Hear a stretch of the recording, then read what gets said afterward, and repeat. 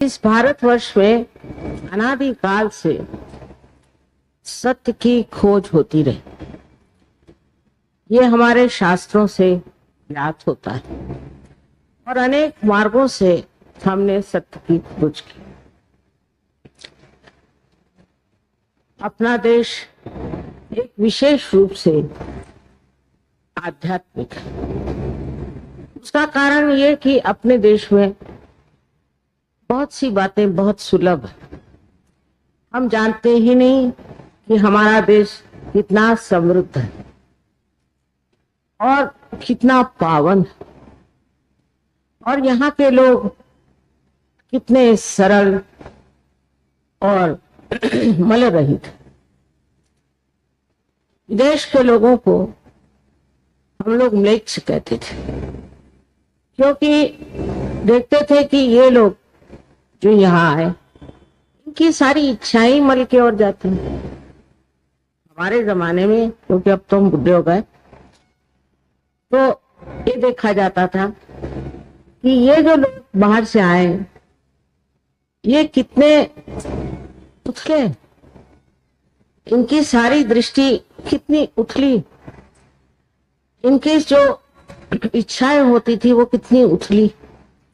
धीरे धीरे अपने देश पर भी इस पाश्चिमात्य संस्कृति की बड़ी जबरदस्त पकड़ आने लगी। और उसका कारण ये था कि 300 वर्ष से हमारे खोपड़ी पे लोग लद गए और हम लोग धीरे धीरे ये समझने लग गए ये बड़े कोई महान है जो हमारे देश में आए हैं और हमारे ऊपर राज कर रहे हैं। वास्तविक में इन्होंने सबको बेवकूफ बना कर ही अपना कार्य साध्य किया। दूसरे कर्मकांडों की वजह से अनेक तरह की विचित्र विचित्र रीतियां कुरीतियां हमारे समाज में आ जाने के कारण हम लोग संस्कृतिहीन बनते गए। हमारी संस्कृति मिटती गई। विशेषकर उत्तर हिंदुस्तान में मैं कभी भी नहीं सोच सकती थी कि इतने साधक सामने होंगे। इसका कारण हो सकता है कि पूर्व जन्म के आप बहुत बड़े साधक रहे हो और आपने बड़ी साधना की हो, जो आप हठात आज सत्य जानने के लिए आतुर हो गए। नहीं तो हर तरह के धर्म मार्तंडों ने, उसी प्रकार झूठे लोगों ने ये गलत गलत बातें देश में फैला दी थी और उसके पीछे इतने लोग लग गए थे। पर आज ऐसा समय आ गया है कि लोग सोचते हैं कि सत्य को ही पाना और सत्य की परिभाषा क्या है वो जानना है।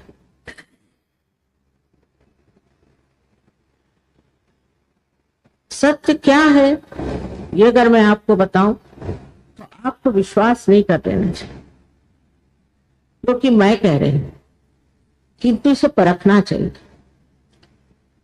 सत्य है कि आप ये शरीर, बुद्धि, मन, अहंकार और कुसंस्कार आदि उपाधि नहीं है, किंतु आप स्वयं साक्षात आत्मा स्वरूप। आत्मा क्या है? आत्मा उसी परमात्मा का आप में आया हुआ प्रतिबिंब है, रिफ्लेक्शन।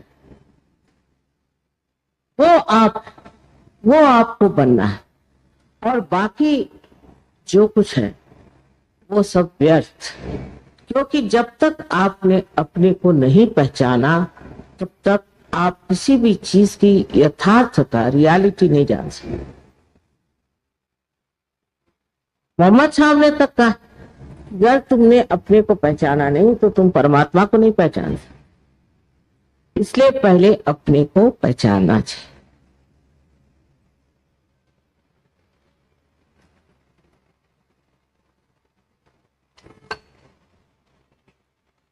मैंने पहचानना जो है वो एक विशेष स्थिति है आज आप मानव स्थिति में, और मानव स्थिति से आगे और कोई स्थिति जरूर होनी चाहिए।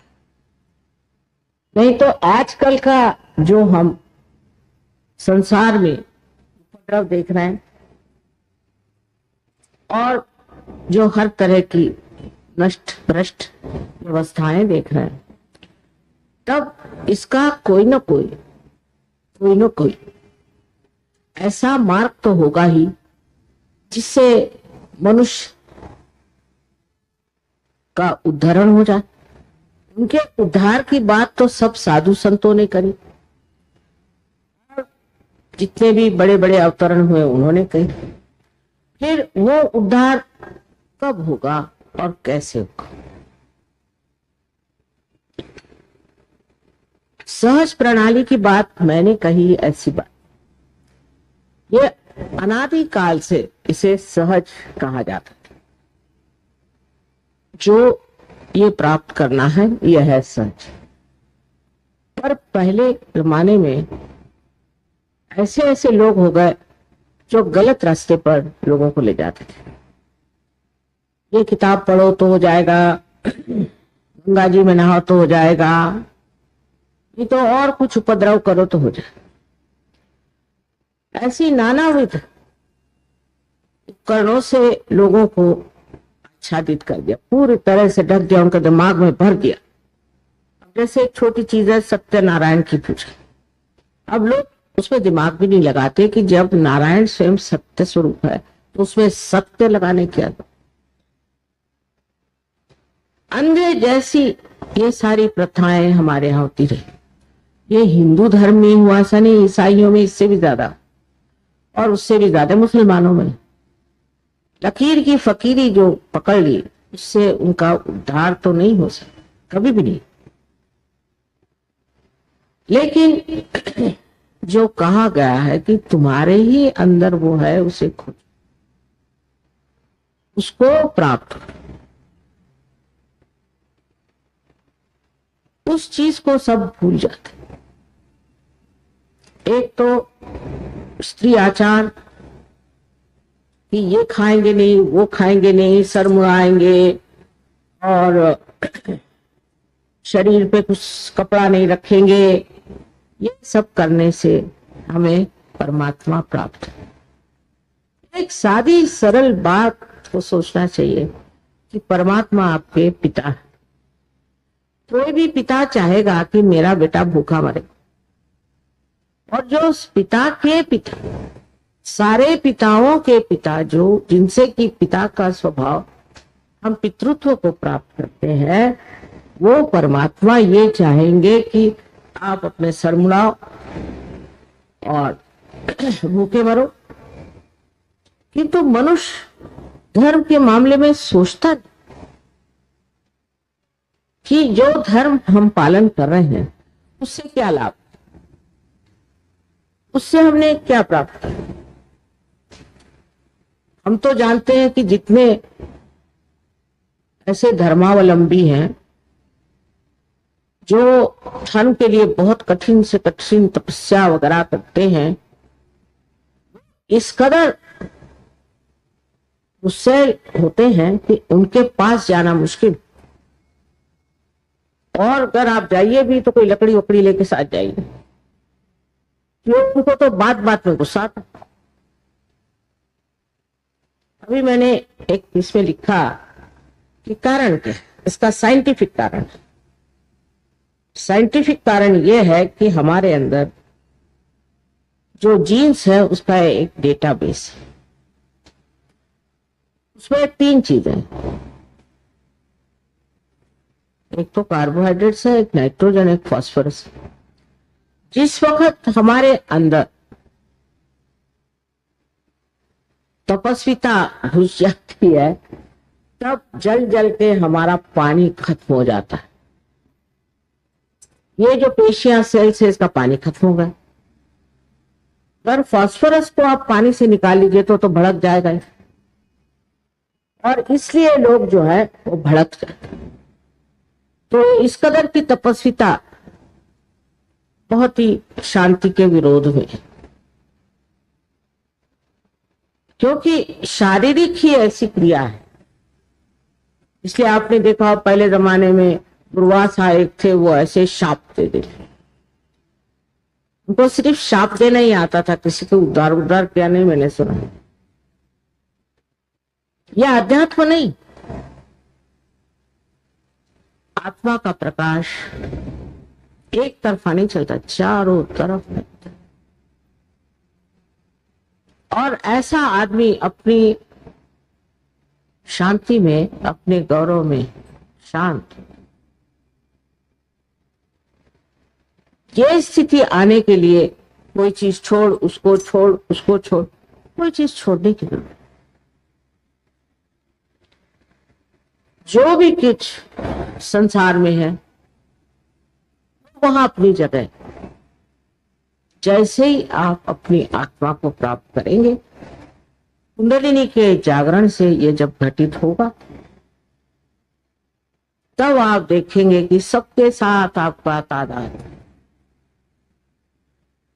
और ऐसी ऐसी कविताएं सूझेंगी, ऐसी ऐसी बातें दिमाग में आएंगी, इतनी सूक्ष्म, जो आपने कभी सोचा भी नहीं, कभी आपने देखा भी नहीं, कभी आपने गौर भी नहीं किया, आपके ध्यान में भी वो बात नहीं है।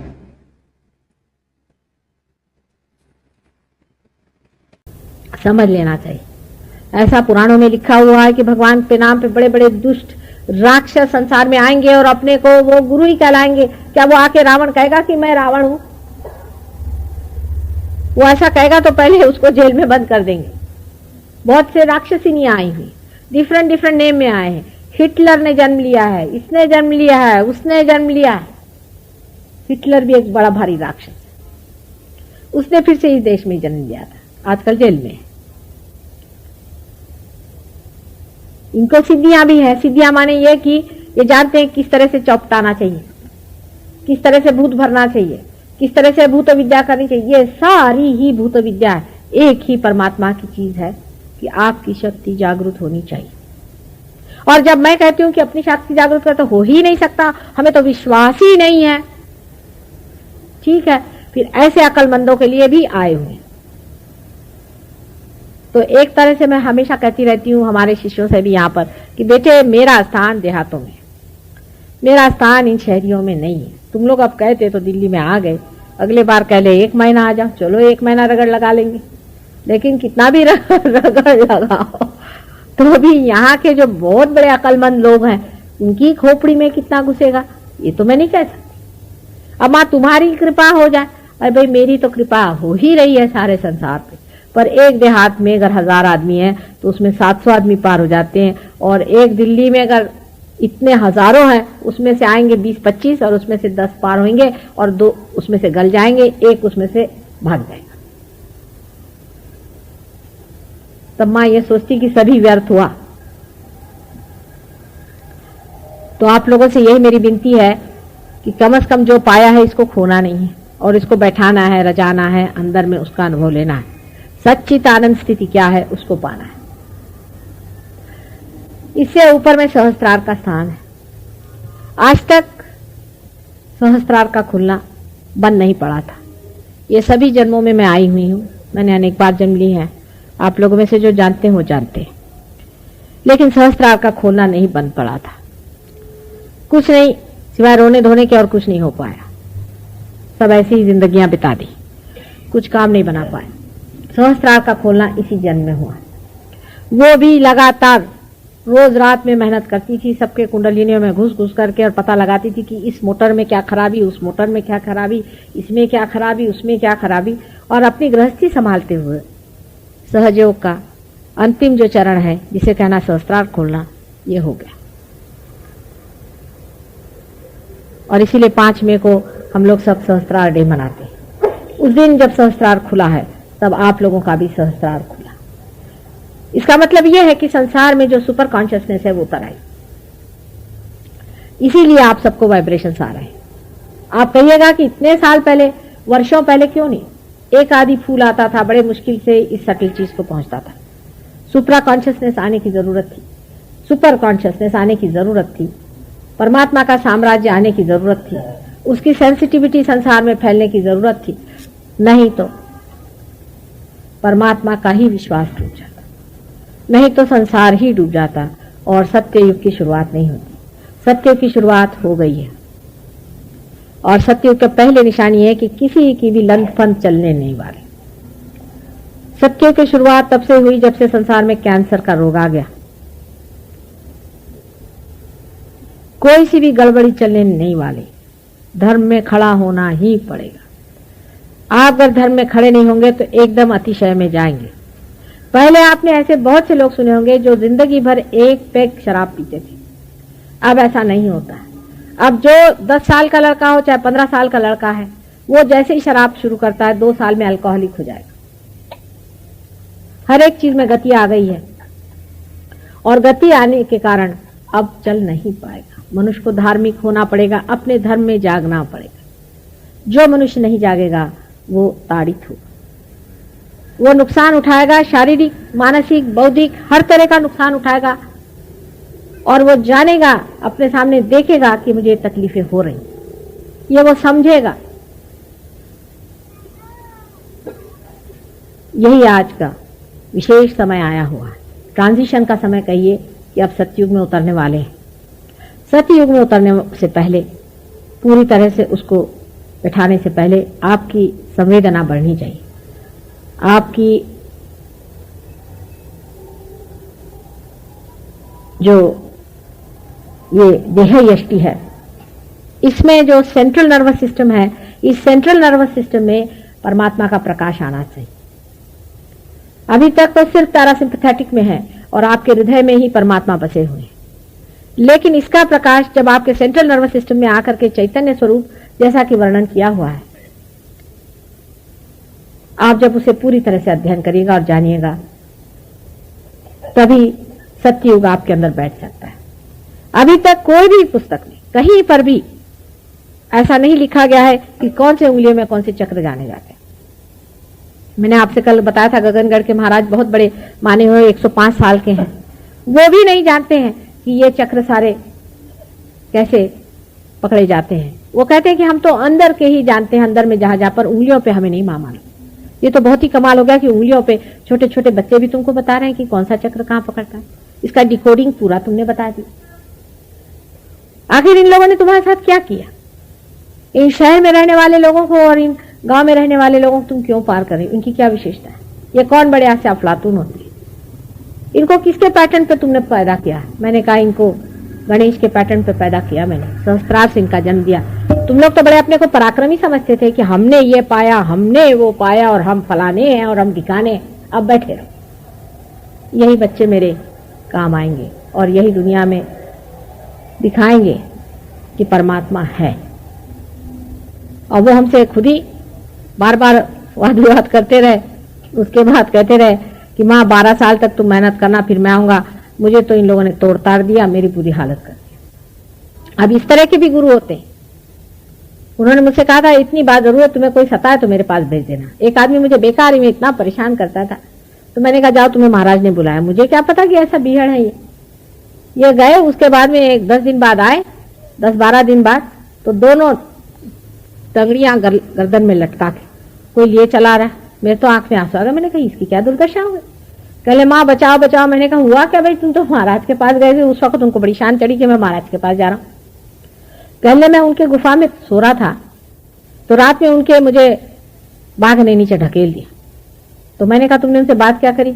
माँ यही गलती हो गई, मैंने जरा तुम्हारी बदनामी कर दी, तुम्हारे लिए बुरा कहा। तो क्या बोले? कहले अच्छा देखता हूं मैं तुम्हारी माँ को। तब तो इतना ही बोले। उसके बाद मुझे उसने बाघ ने नीचे ढकेल दिया। 3 दिन के बाद में मेरे हाथ पैर टूटे पड़े रहे, वहीं मैं टट्टी पेशाब, हालत खराब मेरी, खाने को नहीं, कुछ नहीं। 3 दिन के बाद में 2-4 रोटियां ऊपर से लटका, कहते खाओ। उसके बाद 2-3 दिन वहीं मुझे सड़ाया। उसके बाद उनके लोग ऊपर उठा के लाए। फिर मेरे घर वालों को खबर दी, कहले इसको ले जाओ, इसकी तंगड़ियां गले में डालकर, मराठी में कहते तंगड़िया गड़ियात घालू, तंगड़ियां गले में डाल के वो माँ के पास ले जाओ, वही ठीक करेगी, वो बड़ी क्षमा करने वाली है, मैं नहीं करने वाला। और फिर से अगर तुमने कहा है तो तंगड़ियां पूरी निकाल के रख दूंगा। उसने कान पकड़े और उसने कहा कि बाबा माँ मुझे उसके पास फिर से मत भेजना। जो भी है ठीक है। फिर उसकी तंगड़ियां ठीक करी, अभी ठीक है, चल रहा है। ऐसे होते हैं।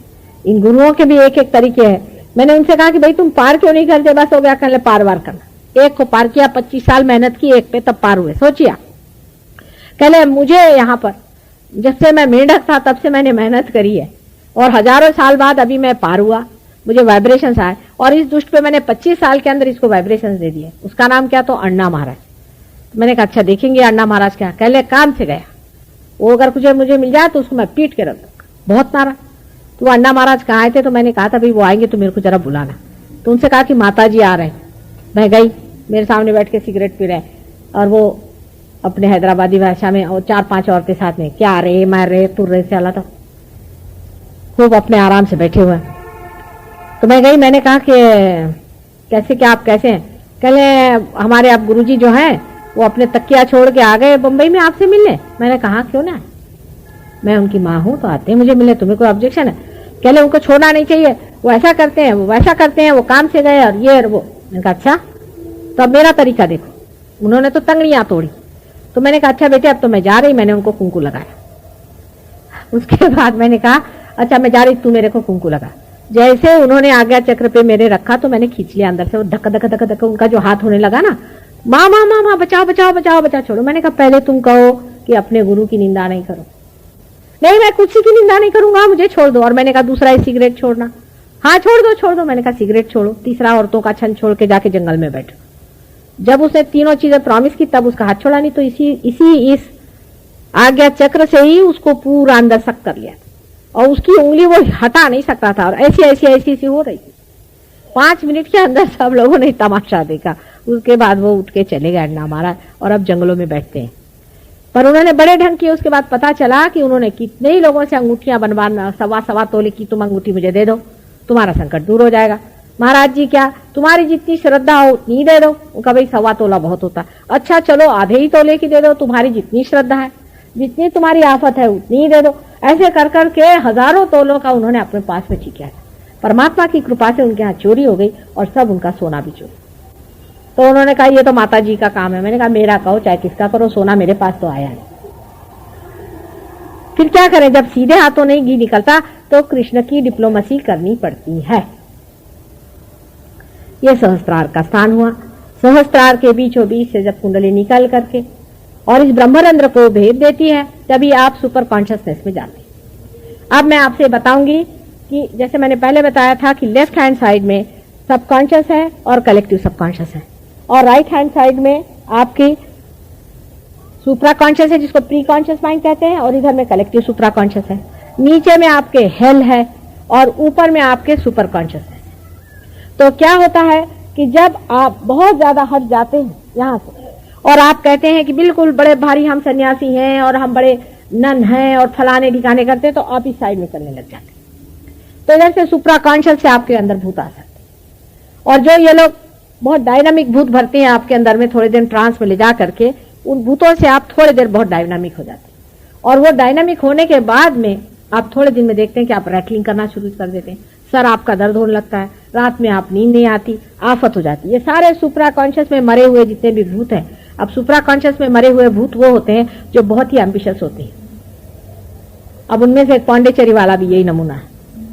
पांडेचेरी वाले ठीक चल रहे थे, जब तक उनकी कुंडलिनी उठ करके नाभि आज्ञा चक्र तक पहुंची तब तक ठीक थे। आज्ञा चक्र पे जाने पर ही ये देवी जी वहां पहुंच गए। चलो कल्याण हो गया। उनकी कुंडलिनी ऊपर से नीचे धड़ाक से गिराई। उनकी कुंडलिनी नीचे गिर गई, दोनों साइड से जो भूत थे उसके अंदर घुसा। अब ये मुझे आप बताइए कि पांडेचेरी का एक भी आदमी आपने सेंसिबल देखा है? नंबर लड़ाका, नंबर झगड़ालू, सबसे ज्यादा गुस्से वाला होता है, और अपने को सबसे ज्यादा विद्वान समझता है।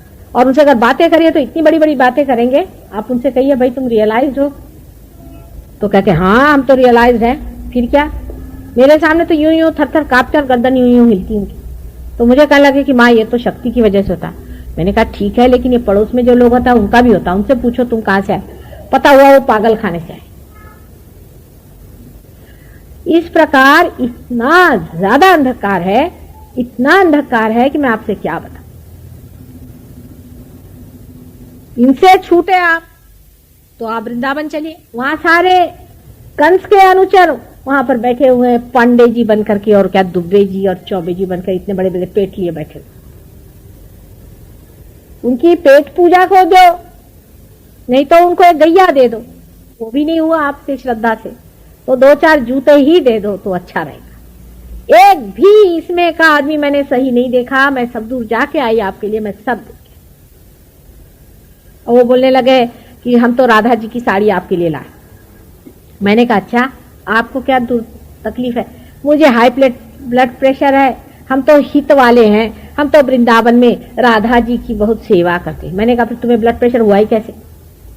वो तो हमारे खानदान में ही हो रहा। मैंने कहा ठीक है, और सब हमारे खानदान में जी बस 30-32 साल में मर जाते। मैंने कहा ठीक है, राधा जी की सेवा करने से अगर 30-32 साल में आप मर जाते हैं तो आप किस तरह की सेवा करें भगवान जाने। और उन्हीं की वजह से ब्लड प्रेशर सबका मैं उतार रही हूं और आपका ब्लड प्रेशर बढ़ा। ये एक दूसरे नमूने अपने देश में और है, जो गल्लो गल्ली हर जगह बैठे हैं। अभी यहाँ पर ठीक है, हनुमान जी जागरूक है, इसमें कोई शंका नहीं, जागरूक थे, हम अभी देखा नहीं जाके फिर क्या हाल है, वहां से गायब भी हो गए होंगे, क्योंकि चित्त हट जाता। हमारा खुद ये हाल है, हमारे फोटोग्राफ खुद हम देखते हैं कि कुछ दिनों में वहां से हमारा चित्त हटाओ, फोटोग्राफ एकदम काला सा पड़ जाता है, क्योंकि वहां से चित्त हट गया हमारा। कुछ व्यभिचार हो रहा, हमारा फोटो रखा है, वहां गंदगी हो रही, बुरी बातें हो रही, हमारा वहां से चित्त हट जाता है, हमारा खुद ही चित्त हट जाता है। कोई ऐसा आदमी आता तो चित्त हट जाता है।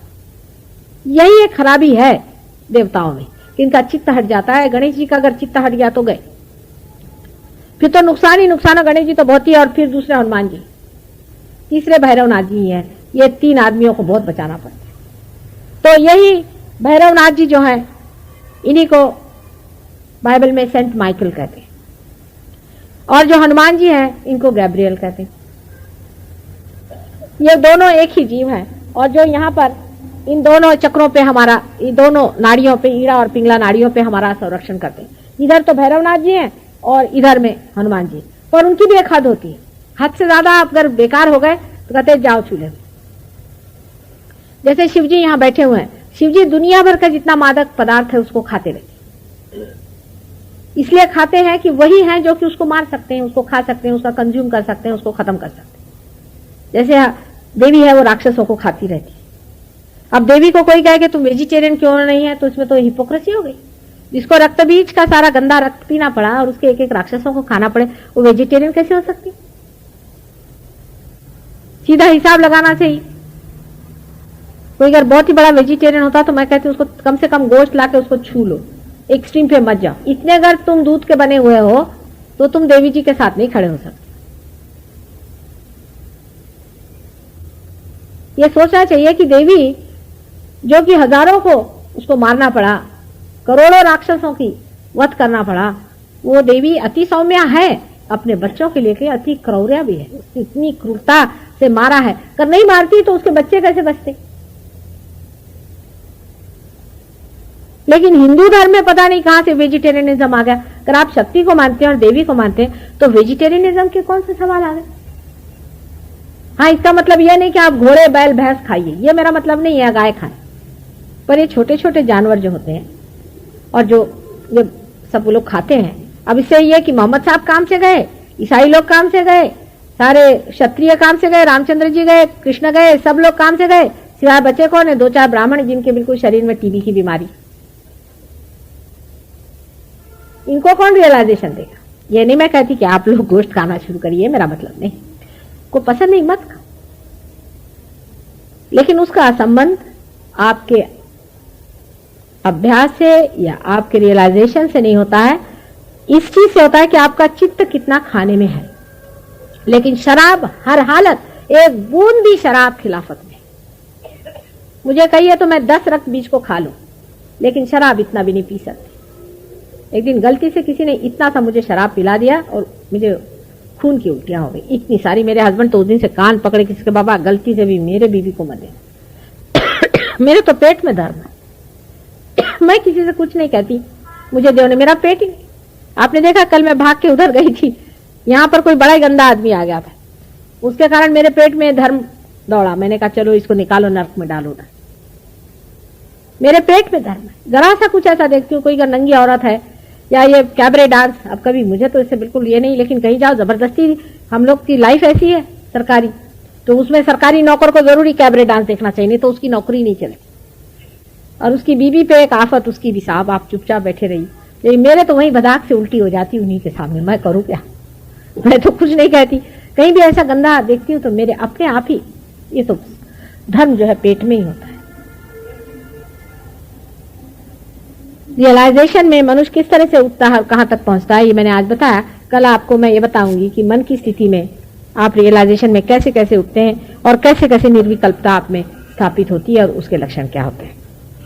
आज का जो भी लेक्चर हुआ है वो इन्होंने लिख तो लिया है, हो सकता है कि इसके टेप्स हम बना के यहाँ के लिए भी दे जाएं, लेकिन ये जरूरी है कि थोड़ी आर्तता होनी चाहिए, थोड़ी श्रद्धा अपने प्रति होनी चाहिए, थोड़ा सा इसमें गहरा उतरना चाहिए। दिल्ली में जो लोग गहरे उतरे वो बहुत ही गहरे उतरे, इसमें कोई शंका नहीं, और जो नहीं सो नहीं, वहीं के वहीं मैं उनको हर साल देखती हूँ, वहीं के वहीं खड़े। और जब 10 लोग मेरे नाम से इकट्ठे होते हैं वही शक्ति का संचार होगा। और घर में बैठ करके माता जी मैं पूजा कर लेता हूँ, कुछ नहीं होने वाला। उसका थोड़े दिन में मेरी गठिया हो गई, मेरा फलाना हो गया, नेक्स्ट टाइम आए तो मेरा ऐसा हाल हो गया, ये मैं सुनने वाली नहीं। आप स्वयं ठीक हो जाइए, अपनी तबीयत ठीक कर लीजिए, उसके बाद दुनिया की तबीयत ठीक कर। आशा है आज भी बहुत से लोग पार हो जाएंगे, कल भी बहुत से लोग पार हो गए थे, न जाने उनमें से कितने लोग आए और बहुत से लोग आज आए, लेकिन इनमें से कौन असल में है और कौन नकल में, मैं सबको पहले ही पहचान गई। एक दिन उस दिन साहब आए थे, उनको मैंने पहले बुला के कह दिया कि भाई तुम चले जाओ, तुम्हारी तबीयत ठीक नहीं। वो माने नहीं, उसके बाद यहाँ तूफान बन के कूदे और चले गए। वो अपने को बहुत ही अक्लमंद समझते। वो सबसे कहने लगे कि कुंडलिनी में आदमी को नाचना चाहिए, कूदना चाहिए, ये होना चाहिए, वो होना चाहिए। तो मैंने उनसे कहा कि भाई इनको नाचने दो, कूदने दो ना, इनको किसने मना किया, लेकिन वो अपना शामियाना लगवाएं, अपना प्लेटफॉर्म बनाए, वहां करें। यहाँ आकर के वो क्यों करे था, यहाँ नाचने कूदने को किसने बुलाया, यहाँ तो कम से कम हमारा ही राज रहने दो। ये अच्छा है कि हम तो यहाँ शामियाना लगवाएं, एडवर्टीजमेंट करें और वो आकर के हमारे कुर्सी पे कूदे। ये कौन सा हिसाब किताब है बताइए। आपको जाना अपने रास्ते जाइए, हम तो आपसे कहने नहीं आए कि आप आइए, आप खुद ही अपने खुशी से आए, अपने खुशी से आए और हमें छुट्टी करिए। अगर आप सोचते हैं कि हम बहुत ही बुरा कर्म कर रहे हैं, कि लोगों को हम गंदी बातें सिखा रहे हैं, तो आप हमारे बारे में पेपर में दे दीजिए, हमें कोई ऑब्जेक्शन, और उसमें लिख दीजिए कि माता जी ये सब कहती हैं। उसके बाद अगर कोई कहेगा कि हम गंदी बातें सिखा रहे तो ठीक।